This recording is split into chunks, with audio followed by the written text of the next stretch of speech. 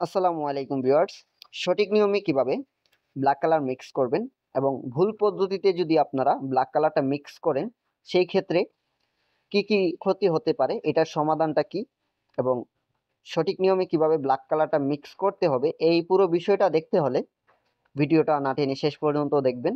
আর আপনি যদি আমার চ্যানেলের নতুন দর্শক হয়ে থাকেন, অবশ্যই আমার চ্যানেলটিকে সাবস্ক্রাইব করে পাশে থাকা বেল আইকনটি প্রেস করে দিবেন এবং নোটিফিকেশনটা অল করে রাখবেন, যাতে আমার প্রত্যেকটা নতুন ভিডিওর নোটিফিকেশন আপনি সবার আগে পেয়ে যান এবং সবার আগে দেখতে পারেন। তো তার জন্য নোটিফিকেশনটা অল করে রাখতে হবে।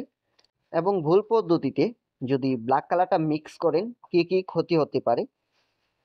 প্রথমত, আপনি যদি ব্ল্যাক কালার মিক্স করার ক্ষেত্রে হার্ডনারের পরিমাণটা বেশি দেন, থিনারের পরিমাণটা কম দেন, তাহলে কিন্তু আপনার যে কালারটা ফার্নিচারে মারবেন ওই কালারটা ফাটা দিয়ে দিতে পারে। প্লাস আপনি যদি থিনারের পরিমাণ বেশি দেন, হার্ডনারের পরিমাণ কম দেন, তাহলে কিন্তু আপনার কালারটা শুকাইতে ম্যাক্সিমাম 2 থেকে 3 দিন সময় লাগবে।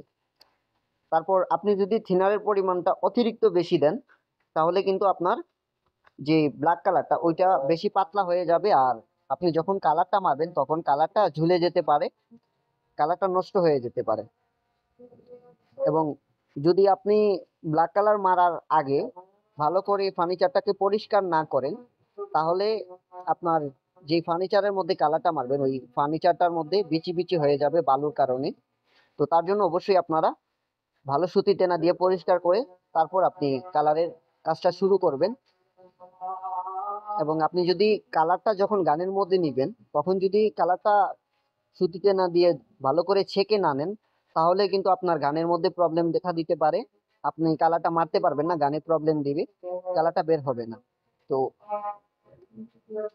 এই প্রবলেমটা যাতে না হয় তার জন্য অবশ্যই সুতিতে না দিয়ে ভালো করে ফার্নিচারটা পরিষ্কার করতে হবে এবং ভালো করে কালারটাকে ছেঁকে তারপর গানের মধ্যে নিয়ে আপনারা কালারের কাজটা করতে হবে।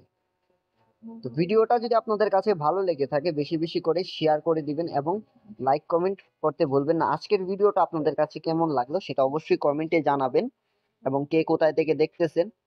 আর আমি এই ভিডিওগুলা দিয়ে আপনাদের কতটুকু উপকার করতে পারি সেটা অবশ্যই কমেন্টে জানাবেন। আর আপনারা কোন ধরনের ভিডিও দেখতে চান সেটা অবশ্যই কমেন্টে জানাবেন, আমি চেষ্টা করব কমেন্ট অনুযায়ী ভিডিও আপলোড করার।